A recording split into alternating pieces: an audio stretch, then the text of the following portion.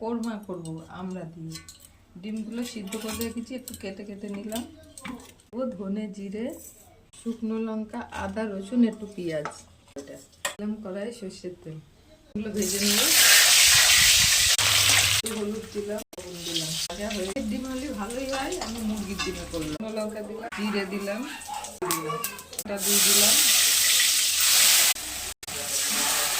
দিয়ে একটু জল দিয়ে দিলাম, লবণ দিলাম, একটু চিনি দিলাম, তাতে ভালো করে কষিয়ে দেবো। এগুলো এরকম ছাড়িয়ে নিতে হবে। এগুলো দিয়ে দিলাম, অল্প জল দেবো।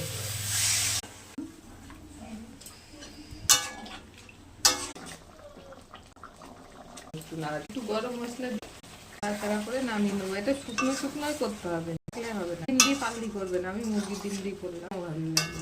ঠিক আছে, বিলেতে আমরা এমনি আমরা দিয়ে করলেও হবে, বিলেতে আমরা দিয়ে করলেও হবে। যারা টক কম খান তারা বিলেতে আমরা